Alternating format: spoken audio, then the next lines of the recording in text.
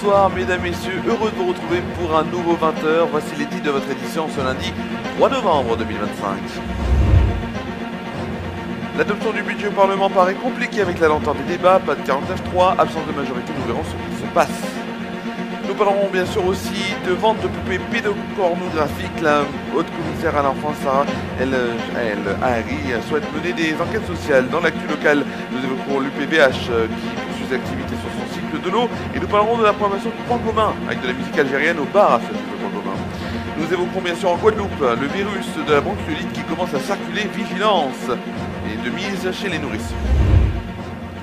On a un petit problème sur les titres du générique et je vais devoir vous quitter pendant quelques instants. Pourquoi? Puisque l'ordinateur n'a plus de batterie, quasiment plus de batterie, et pour notamment qu'on puisse donc commencer ensemble, il faudrait quand même qu'il y ait encore de la batterie. Donc je mets tout cela à charger.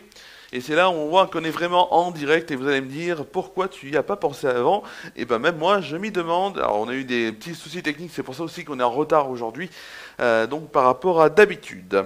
On va commencer bien sûr cette édition par ce premier titre de l'actualité politique. C'est un chemin qui s'annonce très très compliqué depuis plus d'une semaine après le coup d'envoi des débats budgétaires dans l'hémicycle de l'Assemblée nationale. La possibilité d'une adoption du projet de loi de finances, le PLF, par les députés semble de plus en plus difficile à envisager. Mais pourquoi alors est-ce aussi compliqué? La lenteur de l'examen de ce texte, c'est une première raison, plus communément appelée budget de l'État. Le vote de la première partie de la copie, celle sur les recettes, devrait intervenir mardi, donc demain, mais il faudra attendre. En cause les plus de 2000 amendements restants à examiner. Une mission impossible à réaliser dans la seule journée de ce lundi. Faute d'être votée donc demain, la partie recette du PLF sera mise en pause, car ce même jour, les députés s'empareront du projet de loi de financement de la sécurité sociale, le PLFSS, rejeté précédemment en commission. Un vote solennel donc est prévu mercredi prochain, 12 novembre, pour ce texte. À cette date, le PLF reprendra la main.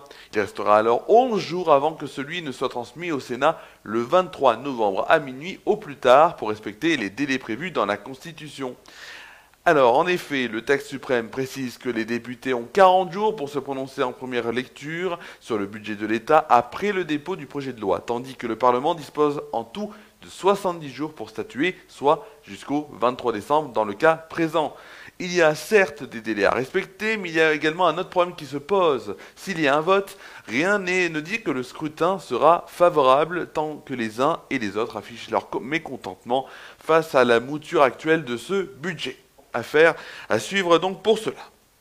Dans l'actualité société, c'est une polémique incroyable qui se passe en ce moment concernant des poupées pédopornographiques vendues par le commerce en ligne, donc le site de commerce en ligne Shein.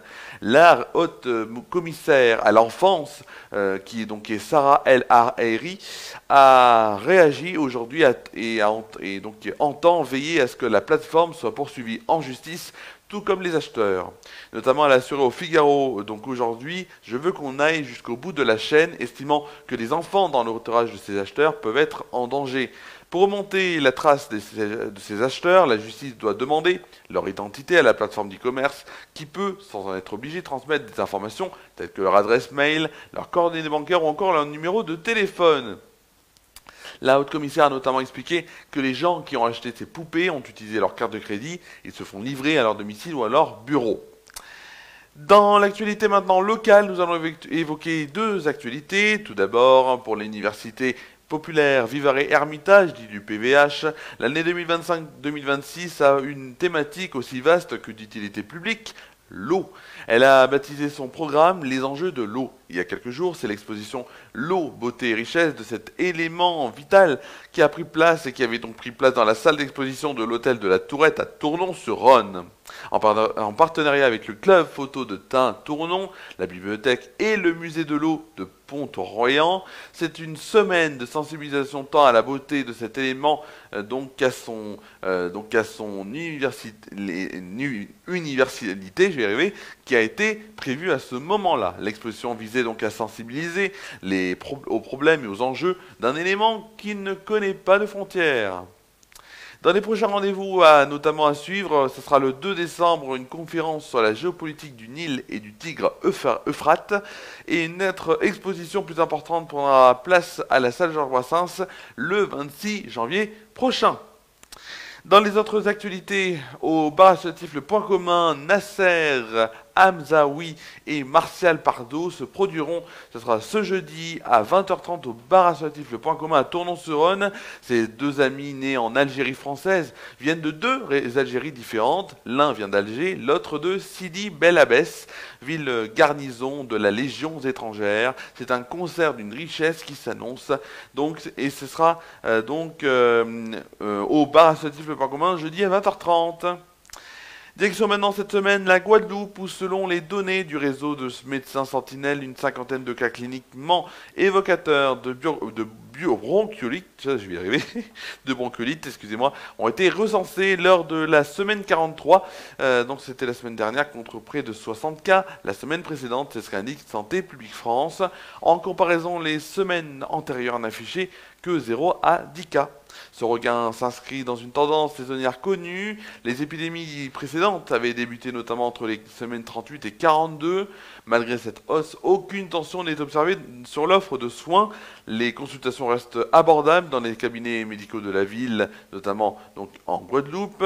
Les données du dispositif de surveillance au secours qui montrent donc que seuls 3 passages aux urgences pour bronchiolite ont été enregistrés en semaine 43, donc en 2025, contre une moyenne de 6 lors des 4 semaines précédentes. Les hospitalisations, elles, se maintiennent à 2 cas hebdomadaires, sans augmentation notable. Notamment depuis la semaine 40, les laboratoires hospitaliers de Guadeloupe ont détecté des cas positifs de bronchiolite chez les nourrissons avec des taux de positivité de 8% en semaine 42 et 5% en semaine 43. Cette circulation virale confirme donc les données cliniques observées en ville sur cette maladie qui, bien sûr, évidemment, comme toute épidémie ou pandémie, commence comme ça. Alors bien sûr il faut éviter, notamment pour les enfants, il faut éviter de les exposer, je vais y arriver, à des cas connus, mais ça n'est pas si facile que cela. C'est la fin de cette première édition de la semaine. On se retrouve mercredi pour une nouvelle édition du 20h. Dans quelques secondes, nous allons bien sûr retrouver la météo pour demain à Tournon-sur-Rhône comme en France métropolitaine. Je vous remercie d'avoir suivi cette édition. Prochaine édition mercredi à 20h et ensuite on ira bien sûr sur Fresh Actu et nous live jeudi de 16h30 à 17h pour une édition de Bruit de Moi je vous dis à mercredi sur FR News pour un nouveau 20h. Passez une très bonne fin de soirée, très bonne nuit à toutes et à tous et à mercredi.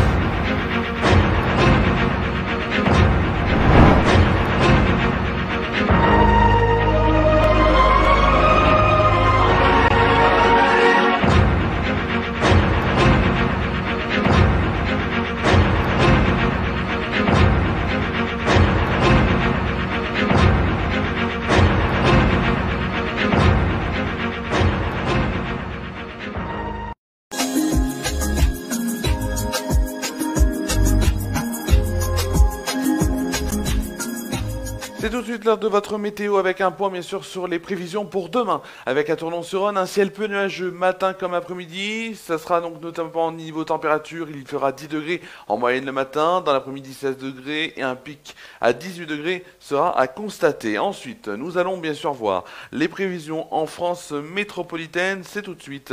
Avec dans ces prévisions pour demain matin, un ciel changeant qui dominera avec des éclaircies sur le sud. Dans le nord-ouest, ça restera nuageux avec quelques pluies sur le Finistère. Vent modéré, plus soutenu en Bretagne. Des nappes de brouillard tenaces se formeront du Dijonais au Val-de-Saône. Il fera 7 degrés à Orléans et Limoges, 9 degrés pour Charles-de-Mézières, Rouen, Paris et Aurillac, 10 degrés à Rennes, Nantes et Bordeaux. Le plus froid sera du côté de Strasbourg, Dijon et Montélimar avec 5 degrés, tandis que Perpignan et Nice auront 13 degrés.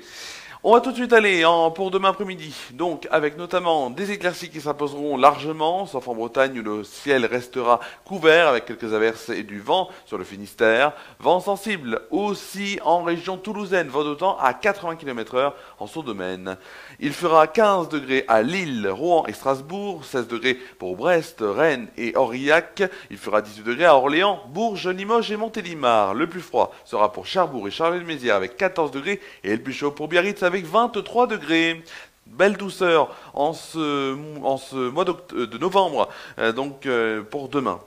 On va tout de suite aller sur les fêtes. Bien sûr, nous fêterons demain les saints Charles, Aymeric, Karl, Charlie, Henri, ainsi que les saintes Jessica et Jessie.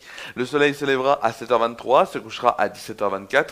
Nous perdrons ainsi 3 minutes de soleil. Le dicton pour demain, donc c'est notamment à Saint-Charles, la gelée parle. C'est la fin de cette météo de demain, mardi. Prochain point météo sera retrouvé mercredi dans le 20h sur le Facebook, donc en direct sur le Facebook des Ferra News, en replay sur YouTube. Bonne soirée à toutes et à tous.